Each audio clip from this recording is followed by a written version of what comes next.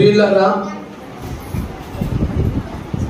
దేవుని మహాకృప చేత 5 నెలలు కాపాడబడి 6వ నెల మొదటి తారీఖు మొదటి ఆదివారంలో ప్రవేశపెట్టిన దేవునికి మనము చాలా వందనస్తులమై ఉన్నాం. దేవుని స్తోత్రం. హల్లెలూయా, హల్లెలూయా. ప్రియులారా, మరి సమయంలో కృపావార్త వర్తమానములు మరి కొద్ది నిమిషాలు మనం విందాం. ప్రభు బల్ల కూడా తీసుకోవాలి మనం. కాబట్టి మరి నేటి దినమున క్లుప్తముగానే మీతో కొన్ని మాటలు చెప్పి మరి నేను ముగించాలి అనుకుంటున్నాను.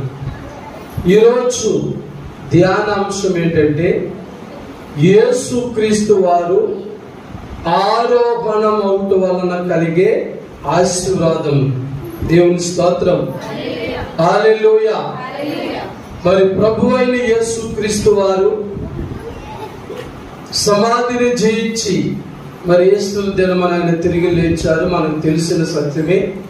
తర్వాత ఆయన 40 దినాలు అనేకులకు కనిపించి అనేకులకు ప్రత్యక్షమై ఆయన శిష్యులకు కనబడి మరి 40 దినములు భూలోకములో అందరికీ కనబడ్డ తర్వాత పరలోకానికి ఆరోహణయ్యారు.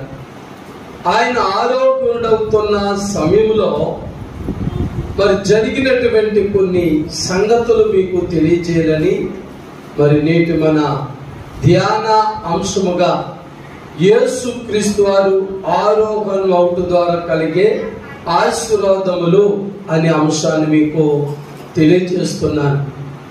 అలాగే నేటి మన ధ్యాన వాక్యం వచ్చి మరి లూకా సువార్త 24వ అధ్యాయము 50 నుంచి 53 వచనాలు చదువుదాం. మరి మాటలు అందరూ కూడా శ్రద్ధగా విందాం. ఆయన బేతనియా వరకు వారిని తీసుకొని పోయి చేతులెత్తి వారిని ఆశీర్వదించును. వారిని ఆశీర్వదించుచుండగా ఆయన వారిలో నుండి ప్రత్యేకించబడి పరలోకమునకు ఆరోహణుడాయను. వారు ఆయనకు నమస్కారము చేసి మహానందముతో యెరూషలేమునకు తిరిగి వెళ్ళి ఎడతెగక దేవాలయములో ఉండి దేవుని స్తోత్రము చేయుచుండిరి. దేవుని స్తోత్రం. హల్లెలూయా. ప్రియులారా, మరి ఇప్పుడు చదవబడినటువంటి ఈ వాక్య భాగము మరి యేసు ప్రభువారు ఆరోహణమవుతున్న సమయంలో జరిగిన సంగతులు. ప్రభువైన యేసుక్రీస్తు వారు పరలోకమునకు ఆరోహణుడైన సమయంలో ఆయన శిష్యులందరినీ కూడా బేతనియా వరకు వారిని తీసుకుని వెళ్ళాడని బైబిల్ చెప్తుంది. దేవుని స్తోత్రం. మరి ఎందుకు తీసుకెళ్ళాడు, ఎందుకు వారిని అక్కడ వరకు తీసుకెళ్ళాడు అంటే అక్కడ ఒక ప్రత్యేకత కనబడుతుంది. అప్పుడు ఆయన ఏం చేశారట, వారిని తీసుకుని పోయి చేతులెత్తి వారిని ఆశీర్వదించారు. దేవుని స్తోత్రం. ఆయన బేతనియా వరకు తన శిష్యులను తీసుకుని వెళ్ళడానికి గల కారణం ఉంది. ఆ కారణమే వారిని ఆశీర్వదించుటకు. దేవుని స్తోత్రం. ఆశీర్వదించడానికైనా చేతులెత్తారని బైబిల్ చెప్తుంది. ఏమెత్తారండి? అందుకే దైవజనులు కూడా ఆరాధన ముగింపులో పరలోక ప్రార్థన అయిన తర్వాత మనం కూడా ఏం చేస్తాం, మన దైవజనులు కూడా చేతులెత్తే మీకు ఆశీర్వాదం ఇస్తారు. దేవుని స్తోత్రం. ప్రభువైన యేసుక్రీస్తు వారు అలనాడు ఆరోహణమవుతున్న సమయంలో ఆయన శిష్యులపై చేతులెత్తి వారిని ఆశీర్వదించిన దేవుడు. హల్లెలూయా. ఈ మాట నీకు నాకు కూడా వర్తిస్తుంది పిల్లరా. ఈ మాట నీకు నాకు వర్తిస్తుంది. ప్రభువైన యేసుక్రీస్తు వారు ఆయన శిష్యులను బేతనీ వరకు తీసుకెళ్ళినట్లుగా మరి నిన్ను నన్ను కూడా ఆయా ప్రాంతాల్లో ఉన్న మనలను, ఆయా గృహాల్లో ఉన్న మనలను ప్రభువైన యేసుక్రీస్తు వారు ఎక్కడ తీసుకొస్తున్నారు? మందిరములకు తీసుకొస్తున్నారు. దేవుని స్తోత్రం. మరి ఆయన మందిరములో ఆయన మనలను ఆశీర్వదిస్తున్నాడు. దేవుని స్తోత్రం. ఆయన మందిరములో మనకేం కలుగుతుంది చెప్పండి? ఇప్పుడు ఆశీర్వాదం కలుగుతుంది. అందుచేత శుక్రవారమైన, ఆదివారమైన, బుధవారమైన మన సంఘ కార్యక్రమాలలో ఏ దినమునైనా మనం రాకపోతే బైబిల్ ప్రకారంగా మనం ఏం పోగొట్టుకున్నాం చెప్పండి? ఆశీర్వాదం పోగొట్టుకుంటున్నాం. మరి ఆ 12 మంది శిష్యుల్లో ఒక ఆయన దూరం అయిపోయాడు కదా. ఆయన ఏం పోగొట్టుకున్నాడు? ఆశీర్వాదం పోగొట్టుకున్నాడు. 12 మందిలో 11 మంది ఆశీర్వాదాలు పొందారు.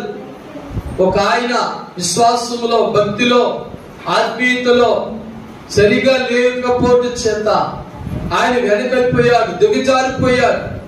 అలాంటి పరిస్థితుల్లో పిల్లగా ఆయన దేవుని ఆశీర్వాదం పోగొట్టుకున్నాడు. అందుచేత ప్రియులారా, దేవుని బిడ్డలారా, కృపా వార్త వర్తమానం విలుచున్న ప్రతి వారు కూడా జ్ఞాపకము చేసుకోవలసింది ఏంటంటే, అక్కడ 11 మంది శిష్యులను కూడా ఆశీర్వదించడానికి ఒక ప్రత్యేకమైన స్థలముగా బేతనీ వరకు ఎలాగైతే తీసుకెళ్లారో, మరి నిన్ను నన్ను కూడా ప్రభువైన యేసుక్రీస్తు వారు ఆశీర్వదించడానికి ఆయన మందిరమునకు తీసుకుని వస్తున్నారు. హల్లెలూయా, హల్లెలూయా. మరి ఆయన సన్నిధిలోకి వచ్చిన, ఆయన మందిరములోకి వచ్చిన మరి నీవు నేను కూడా ఏం పొందాలి? ఆశీర్వాదం పొందాలి. ఆశీర్వాదములు పొందకుండా మనం వెళ్ళకూడదు. దేవుని దగ్గర భారము కలిగి, బాధ్యత కలిగి ప్రార్థన చేయాలి. మోకరించడం శ్రమైన, ఉపవాసం ఉండడం కష్టమైన, మోకాలేయడం కష్టమైన, గంటల తరబడి ప్రార్థన చేయడం మరి భారమైన, దేవుని ఆశీర్వాదం వచ్చే వరకు ప్రార్థన చెయ్యాలి. దేవుని స్తోత్రం. బైబిల్లో ఆయన చేసేదనేదా పని? రాత్రంతా దేవునితో పెరిగిలాడారు. యాకోబు గారు ఆయన అంటాడు కదా, నీవు నన్ను ఆశీర్వదిస్తేనే గాని నేను నిన్ను విడువను. హల్లెలూయా. సందకాడ మొదలెట్టాడు, దేవునితో పెరిగిలాట. ప్రభు అంటున్నాడు, తెల్లవారిపోతుంది, నన్ను వెళ్ళని. యాకోబు గారు ఏమంటారు? నన్ను ఆశీర్వదిస్తేనే గాని నిన్ను వెళ్ళనును, నిన్ను విడవను. ప్రభువారు అతనిలో ఉన్న విశ్వాసాన్ని, పట్టుదల, రాత్రంతా ఆయనతో పెనుగులాడుటని గమనించి గుర్తించి యాకోబు యొక్క పేరు మార్చి ఆయన బ్రతుకును ఆశీర్వాదకరముగా చేశారు. హల్లెలూయా, హల్లెలూయా. నిజమే. మరి నీవు నేను కూడా ప్రభు యొక్క ఆశీర్వాదములు పొందాలంటే మనకి ఇష్టం వచ్చినప్పుడు, మనకు కష్టం వచ్చినప్పుడు ప్రభు దగ్గరకు వచ్చి నన్ను ఆశీర్వదించు ప్రభా, నన్ను దీవించు ప్రభు అంటే మనకు ఆశీర్వాదాలు వచ్చేవి. కానీ ఎన్ని పనులు, ప్రయాణములున్నా దేవునికి ఇచ్చే సమయాన్ని దేవునికి ఇవ్వాలి. హల్లెలూయా.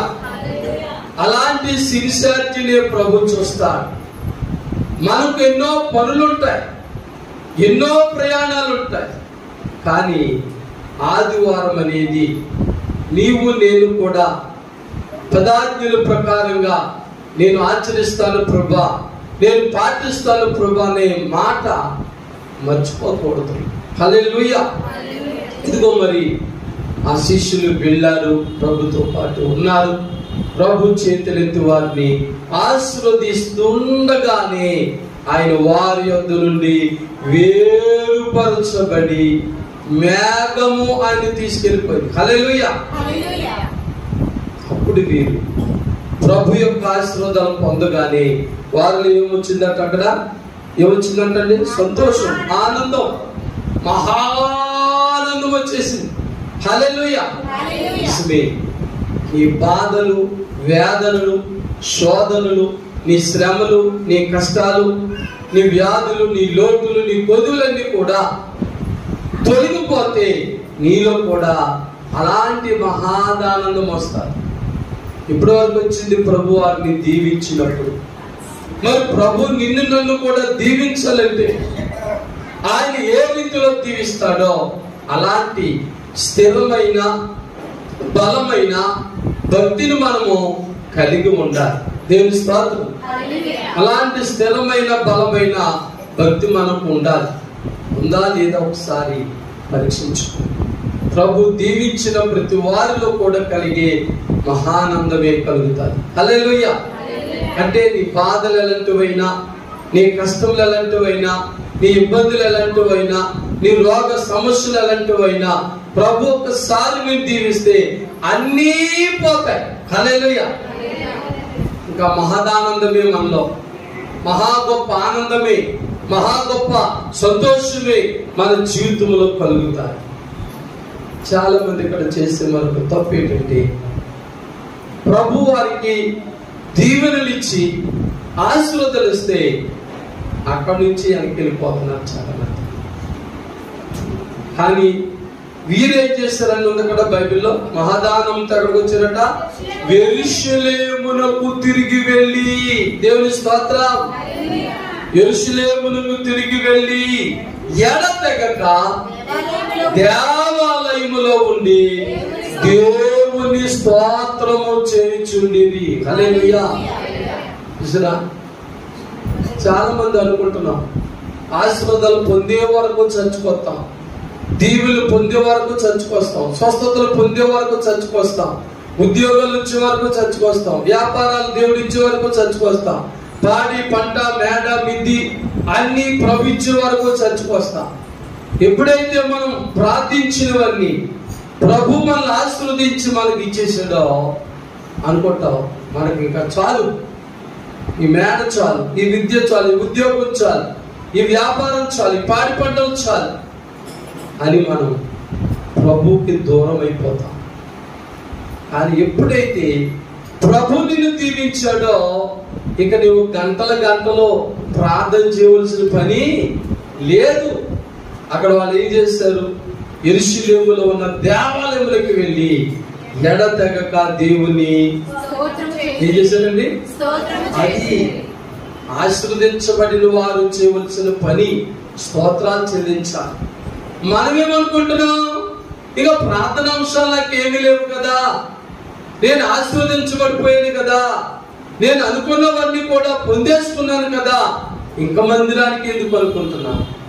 మరి శిష్యులు వెర్రివారై దేవుని మందిరానికి వచ్చారా? తిరిగి ప్రభు వారిని ఆశీర్వదించిన తర్వాత వారికున్న మహాదానందముతో యెరూషలేములో ఉన్న దేవాలయములో ఎడతెగక దేవుని స్తోత్రములు చేస్తున్నారు. హల్లెలూయా, హల్లెలూయా. ప్రియులారా, మరి నీ జీవితము నా జీవితము కూడా ఆశీర్వదించబడితే ఇక ప్రార్థన అంశాలు నీలో లేవనుకుంటే దేవుడు నీకు చేసిన మేలుల నిమిత్తము మనం ఏం చేస్తుండాలి? ఆయన్ని స్తుతించాలి. ఏం చేయాలండి? స్తుతించాలి. ఎందుచేతో తెలుసా? దేవుడిచ్చిన ఆశీర్వాదాలను బట్టి మనం గర్వపడకూడదు, మనం అసూయపడకూడదు, మనకంటే తక్కువ స్థితిలో ఉన్న వారిని చూసి హేళన చేయకూడదు. దేవుడు నీకు ఇచ్చిన ఆశీర్వాదం నిత్యము నిరంతరము నీకు స్థిరముగా ఉండాలంటే ఏం చేయాలి? మనం స్తోత్రాలు చెల్లించాలి. ప్రభా, నీవు నాకు ఇచ్చిన ఈ మేడను బట్టి, విద్యను బట్టి, ఆస్తి అంతస్తులను బట్టి, పేరు ప్రత్యేకతను బట్టి, విద్యా ఉద్యోగం బట్టి, వ్యాపారం బట్టి, పాడి పనులు బట్టి నీకు స్తోత్రము నాయనా, స్తోత్రము నాయనా, స్తోత్రం నాయనా అని ఆయన నామాన్ని మనం స్తుతి చెయ్యాలి. దేవుని స్తోత్రం. అంతేగాని వంకెట్టుకుని ఇంకెక్కడ ఖాళీ ఉందండి బాబు, వినాలంటే నాకు ఏమీ లేదు కాబట్టి, ఇల్లు లేదు కాబట్టి, పాడి పంట లేదు కాబట్టి, ఉద్యోగం లేదు కాబట్టి, వ్యాపారం లేదు కాబట్టి, ఏదో ఖాళీ ఉండేవాడు కాబట్టి ఇంటి దగ్గర ఉంటే బదులు చర్చిలోనే ఉంటే మంచిది, చర్చిలోనే పడి ఉంటే మంచిదని వచ్చేవాడండి. అబ్బాయి పాస్టర్ గారు ఇప్పుడు ఎక్కడ నాకు ఖాళీ అండి, వ్యాపారంలో బిజీ అయిపోయానండి, ఉద్యోగంలో బిజీ అయిపోయానండి, పాడి పంటల్లో బిజీ అయిపోయానండి, పెద్ద ఇల్లు ఇచ్చేసాడు దేవుడు, పెద్ద మేడ ఇచ్చేసాడు, శుభ్రం చేసుకోవడంలోనే బిజీ అయిపోయానండి అనుకుంటున్నారు.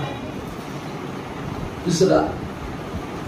కనుక దేవుని బిడ్డలారా, దేవుడిచ్చిన ఆశీర్వాదం నీకు స్థిరముగా ఉండాలంటే నీవెప్పటికీ కూడా మందిరాన్ని విడిచిపెట్టకూడదు, దేవుని సన్నిధిని విడిచిపెట్టకూడదు.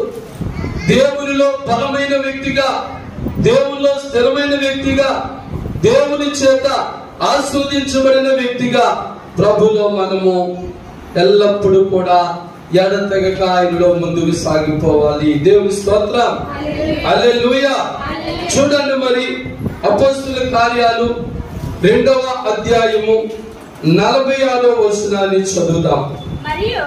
మరియు వారు ఏక మనస్కులై ప్రతి దినము దేవాలయములో ఎంతమంది ఎలాగంట అందరూ తప్పక కూడుకొనుచు దేవుని స్తోత్రం. ఇంటింటా రొట్టె విరుచుచు దేవుని స్తుతించుచు ప్రజలందరి వలన మహిమ పొందిన వారై, దయ పొందిన వారై, ఆనందముతోను ఆమేన్. దేవుని స్తోత్రం. సహవాసము కలిగి ఉండుట చేత మందిరములో ఏక మనసుతో అందరూ కూడుకొనుట ద్వారా ఒకరి దయను ఒకరు పొందుకొనుచు వారు నిత్యము ఆనందించుచు సంతోషించుచు ప్రభులో బలమైన వారిగా ఉండేవారు. దేవుని స్తోత్రం. హల్లెలూయా, హల్లెలూయా. కనుక దేవుని బిడ్డలారా, ఈ దినమున ప్రతి నెల మొదటి ఆదివారం మన సంఘము కూడా రొట్టె విరుస్తాం. దేవుని స్తోత్రం. కనుక ప్రియులారా, దేవుడిచ్చిన ఆశీర్వాదాలను బట్టి మనం మానక దేవుని స్తుతించాలి. మరి ఎంతమంది మానక దేవుని స్తుతిస్తున్నారు, దేవుని కనపరుస్తున్నారు, దేవుని మహిమపరుస్తున్నారో ఆలోచన చేయండి ప్రియులారా. అలాగే మరి అపోస్తలుల కార్యాలు 5వ అధ్యాయము 21వ వచనము కూడా చదువుదాం. వారు ఆ మాట విని ఏంటండి తెల్లవారగానే ఎక్కడికి వెళ్ళండి, దేవాలయములకు వెళ్ళి బోధించుచుండిరి. ప్రధాన యాజకుడును అతనితో నుండవారును